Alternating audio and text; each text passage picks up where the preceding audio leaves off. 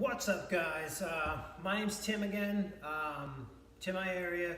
This is another edition of Unsung Wrestling Eras, eras of wrestling that are not either the golden age of wrestling, i.e., 50s and 60s, wrestling first coming into television, Gorgeous George, Bruno Sammartino, Buddy Rogers, that kind of thing. Not the golden age, not the rock and wrestling era of 1984, 85, 86 with MTV and WrestleMania 1, and the boom, obviously, Hulkamania, and not the Attitude Era, Stone Cold Steve Austin, The Rock, Suck It, and the Degeneration X and all that. Those three eras I feel like are often talked about a lot as being the greatest, or they get a lot of props as far as when people talking about their favorite eras of all time. But I want to make a couple videos like this to get my opinions out there. Hopefully somebody looks at it, reviews it. If one person one time sees this and takes something away from it, then it made a difference. The first video I did was on WCW 1992, keeping in line with the consecutive years and stuff like that. My next one that I want to talk about is the 1994 era of WWF. And when I mean the 1994 era, I'm talking about post Hulk Hogan,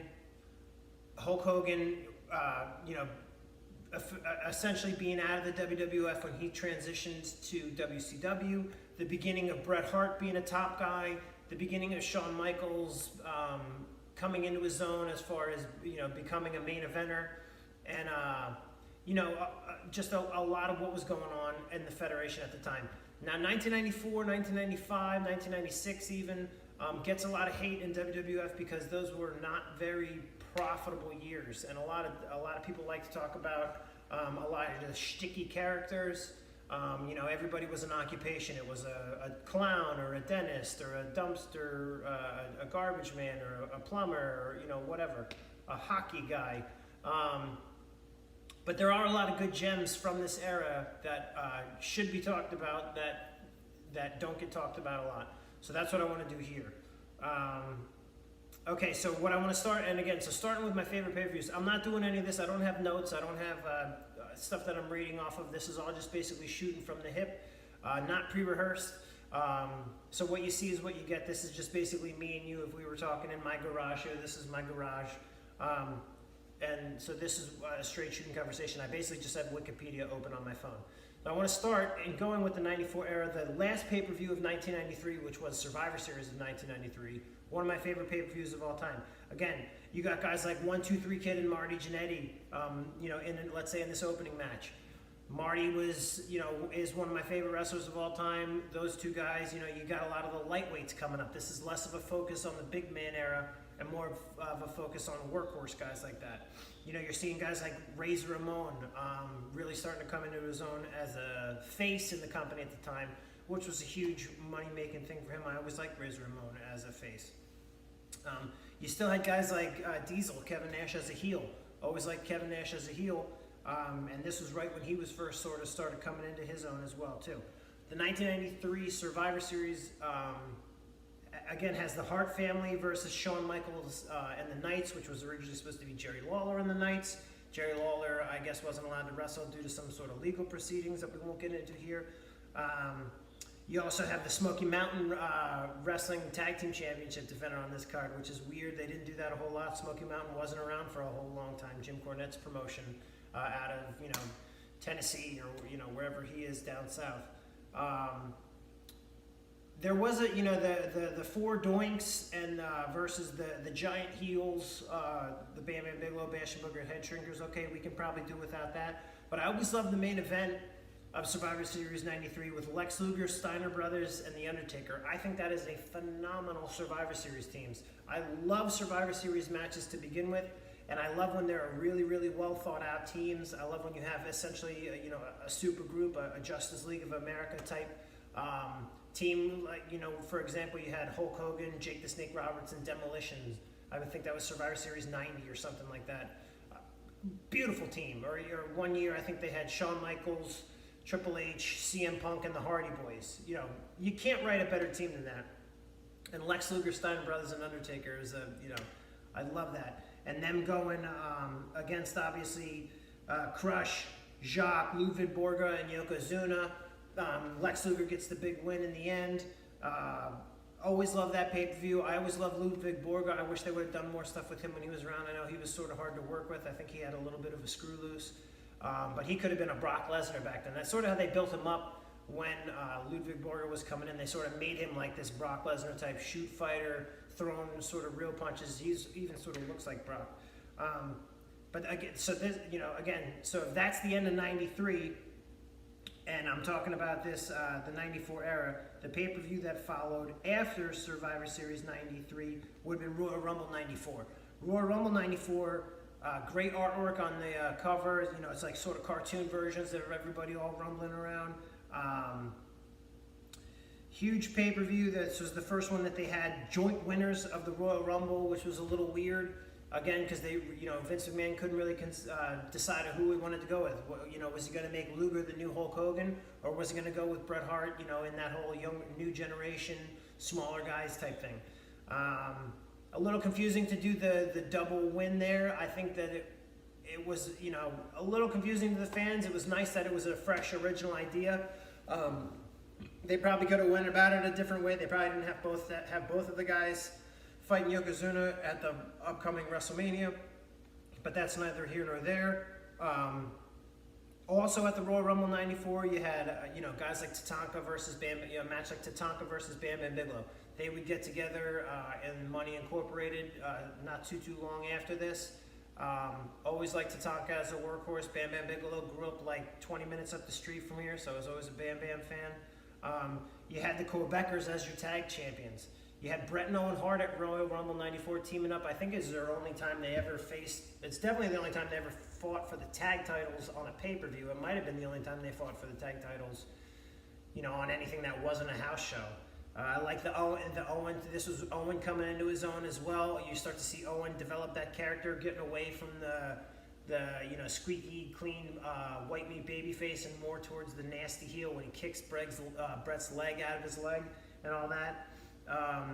You had Razor Ramon against IRS. That was a match they probably did a bunch of times. I know that those guys worked together a whole lot for the Intercontinental title. Nothing really to write home about there. You had Yokozuna squashing Undertaker in the casket match. Undertaker never lost casket matches, and this was a big one when they put him in the casket, and then he ascended, and all that other stuff. But again, really, really solid pay-per-view. Guys in the Rumble itself, again, you got both Steiner brothers. You got Diesel in the Rumble. You got Bob Backlund, former, two-time champion. You got Randy Savage was in the Rumble. Obviously, huge legend.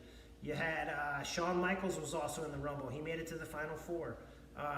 You had a couple of oddballs in Great Kabuki and Tenryu, who were not really WWE guys, but they were on some kind of war promotion, inter cross promotion thing. I think Tenryu ran his own promotion in Japan, so they sort of were helping each other out a little bit. Again, Marty Jannetty's in the Rumble. It doesn't do much there. He's actually eliminated by Shawn Michaels in that. So again, that's a great pay-per-view. It's probably talked about enough. I feel like that. I guess that Rumble gets a little bit of play, but when you got Rumbles like '92 and you got Rumble, some of these other big Royal Rumbles get talked about a lot more. But again, 1994 being this year that I'm talking about, being one of my favorite years, definitely something worth checking out. Okay, so after the Royal Rumble 94, we fast forward to the next pay-per-view again a little bit. Boom, WrestleMania 10. WrestleMania 10 was huge. They went back to Madison Square Garden for the first time. You had LT and Bam Bam, right? Was the main event here? Or no, my bad. That's the following year. You had Bret and Yokozuna, right? Because we had to have Lex Luger versus Yokozuna. He doesn't get the win for the title. Bret and Owen in the opening match, actually, which I may or may not have been a 5-star match. I can't remember. It might have been 4.5, but very highly rated match as far as Meltzer goes.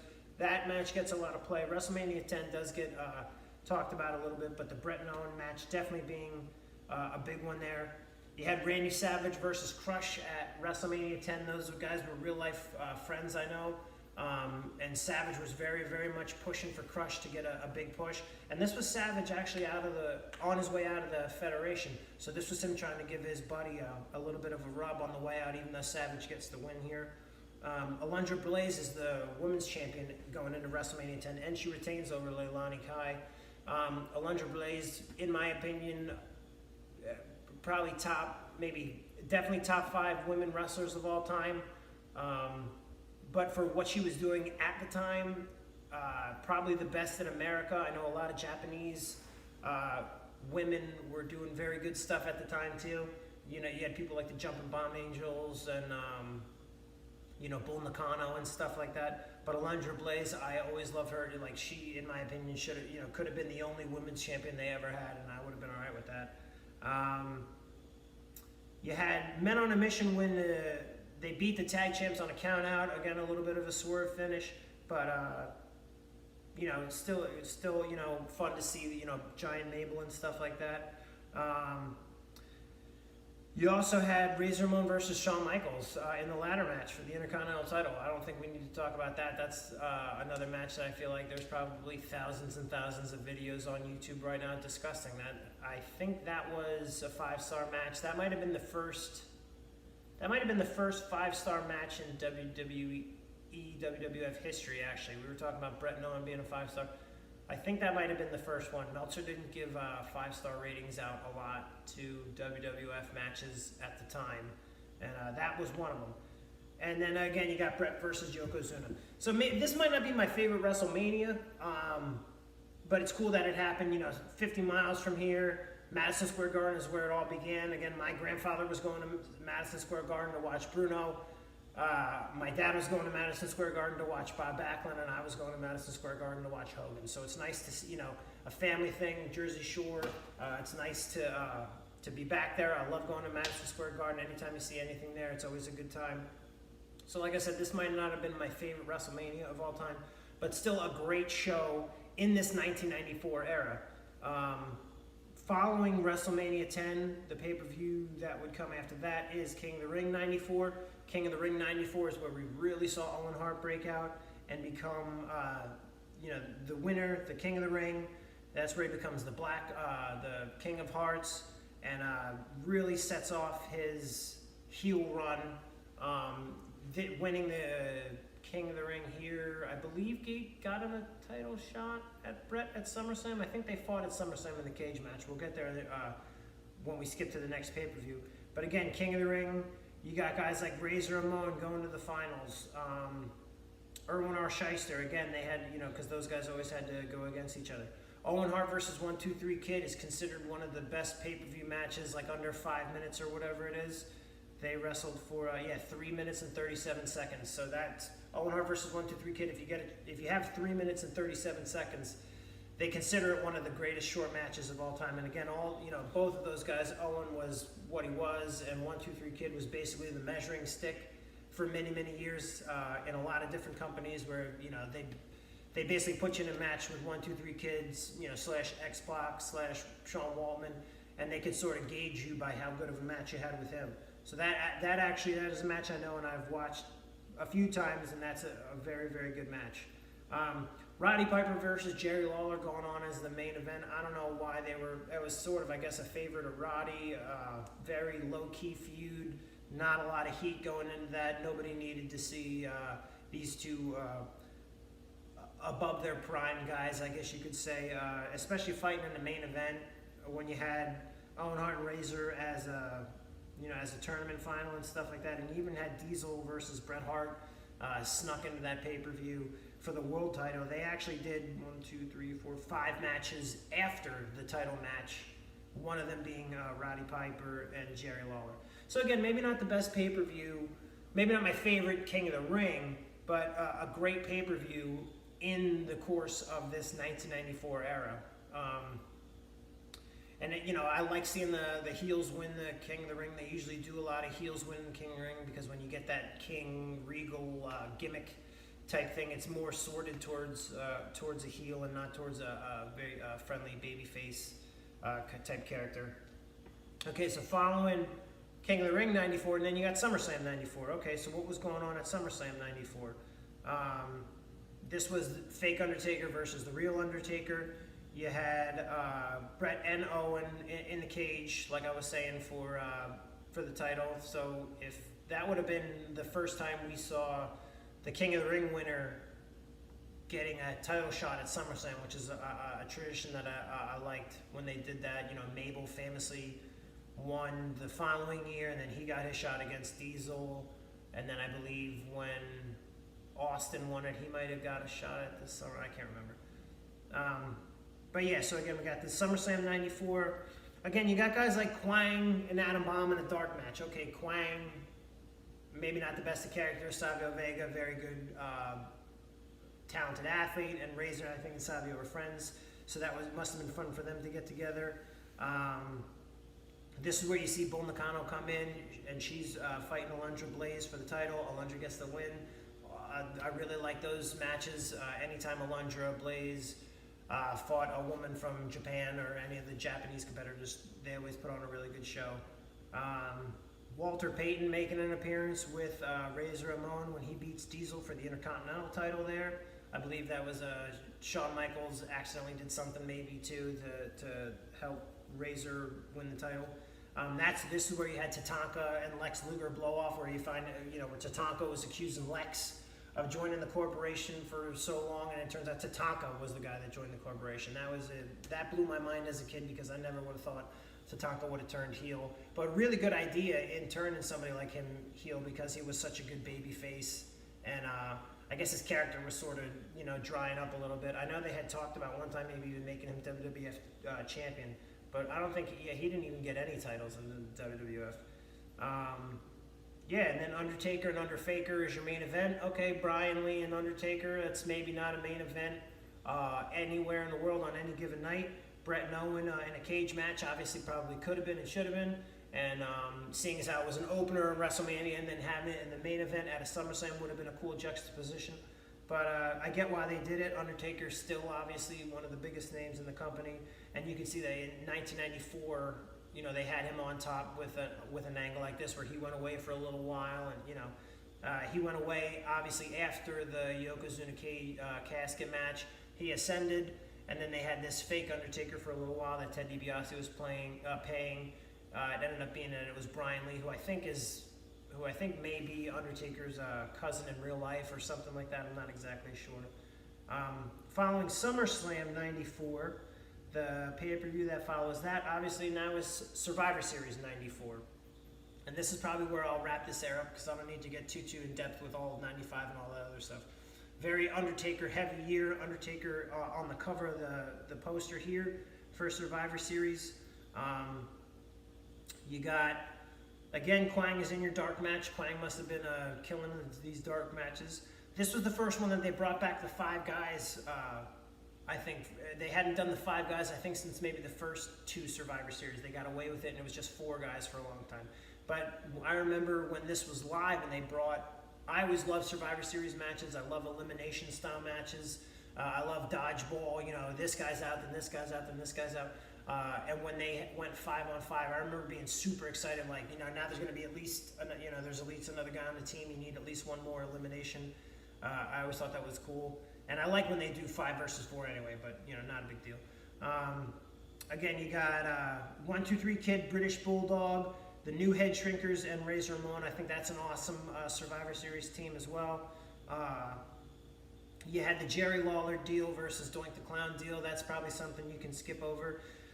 Bob Backlund wins the world title again. Boom. How crazy of a thing is that? Bob Backlund, after being out of the ring, he must have lost the title in late 83.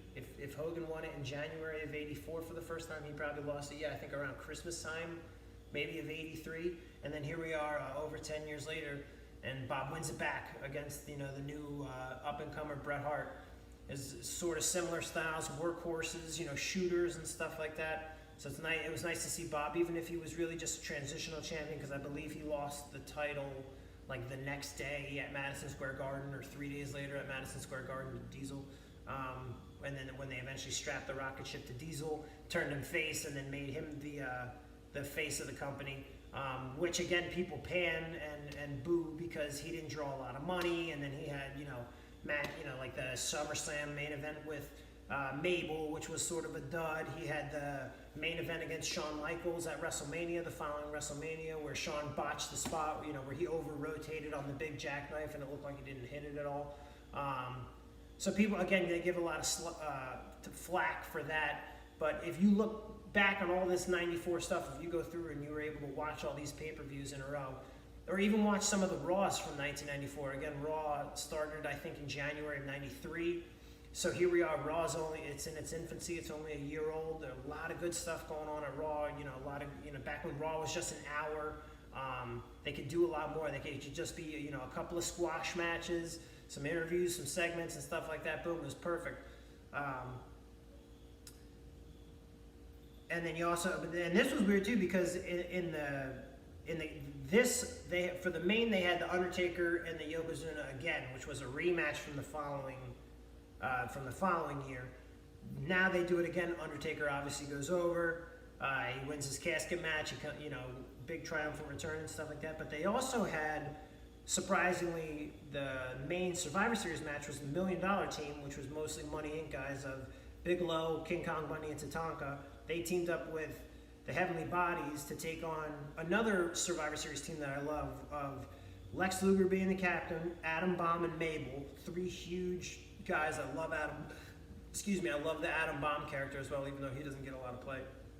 And the Smoking Guns, that's a beautiful team. Lex Luger, Adam Bomb, Mabel, and the Smoking Guns, that's a very nice team.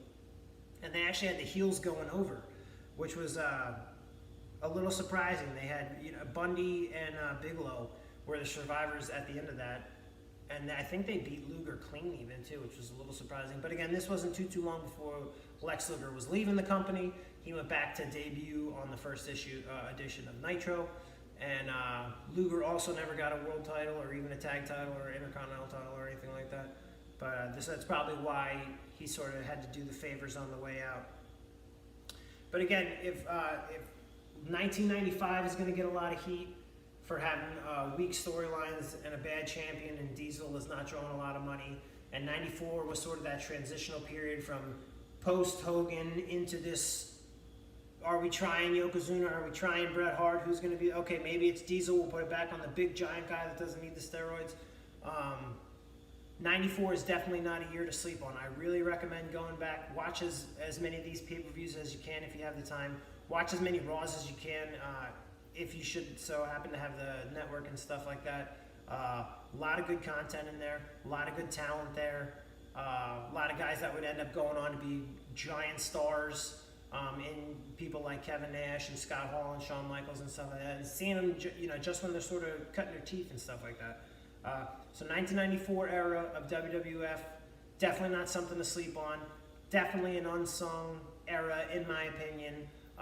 And something that should be talked about a little bit more, and that's just my opinion, so enjoy.